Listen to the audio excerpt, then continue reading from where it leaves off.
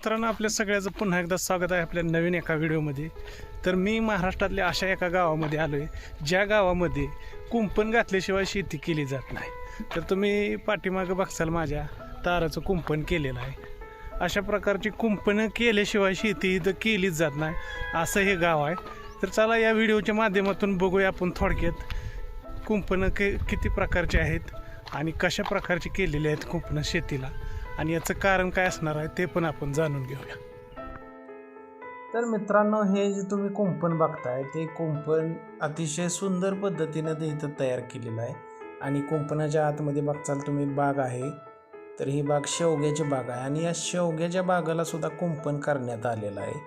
तर मित्रांनो, अशा पद्धतीचं प्रत्येक शेतीला कुंपण केलेलं आहे, प्रत्येक बागाला कुंपण केलेलं आहे. आपण या व्हिडिओच्या माध्यमातून बघू शकता. आता या समोरच्या साईडला तुम्ही बघचाल तर या ठिकाणी सुद्धा कुंपण घातलेलं आहे. आणि हे कुंपण असंच संपूर्ण गावामध्ये प्रत्येक शेतकऱ्याने आपापल्या शेतीचा बचाव करण्यासाठी घातलेला आहे. या समोरच्या बाजूला तुम्ही बघू शकता या डाळिंबीच्या बागेला सुद्धा कुंपण घातलेलं आहे. अशाच पद्धतीची कुंपणं आपण वेगवेगळ्या प्रकारे व्हिडिओमध्ये दावण्याचा प्रयत्न करणार आहोत.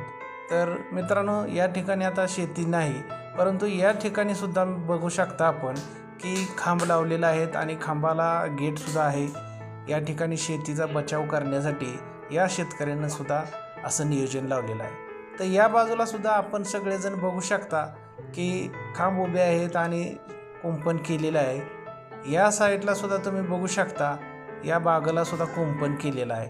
याचं कारण मित्रांनो असं आहे की या गावात असणारे जनावरं, तर अशा प्रकारची कुंपणं या गावामध्ये केलेली आहेत कारण या जनावरांपासून या शेतीचं नुकसान होऊ नये म्हणून प्रत्येक शेतकऱ्याला याची आता गरज भासत आहे. तर मित्रांनो, आपण या गावामध्ये कधी आलात तर तुम्हाला नक्कीच हा अनुभव येईल की प्रत्येक शेतीला कुंपण घातलेलं आहे.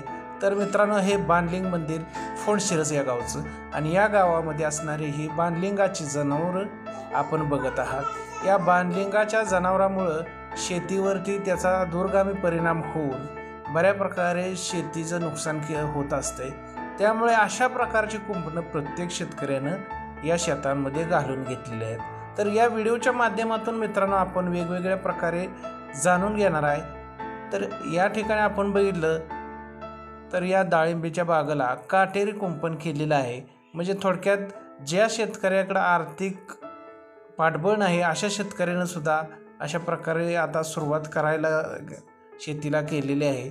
तर या ठिकाणी बघचाल तुम्ही तर एका शेतकऱ्याने खांब लावलेले आहेत आणि पूर्वीच्या बाजूला बघचाल तर काठी लावलेली आहेत आणि यातूनच आता या ठिकाणी जाळी ओढली जाणार आणि शेती सेफ केली जाणार आहे. तर या ठिकाणी आता तुम्ही बघचाल की हे जे कुंपण घातलेलं आहे अतिशय दुरावस्थेत गेलेलं आहे, परंतु कुंपणाशिवाय शेती होत नाही हेच आपण या सर्व व्हिडिओच्या माध्यमातून जाणून घेत आहोत. आता आपण या रस्त्यावरती आलेलो आहोत. या बाजूला शेती नाही तरी पण मित्रांनो व्हिडिओच्या माध्यमातून तुम्ही बघचाल की कुंपण घातलेलं आहे. अशा प्रकारची कुंपणं जाईल तिथं तुम्हाला पाहायला मिळतील. या बाजूला सुद्धा तुम्ही बघू शकता शेती पडीक असेल तरीसुद्धा त्या ठिकाणी तुम्हाला आता कुंपण पाहायला मिळत आहे.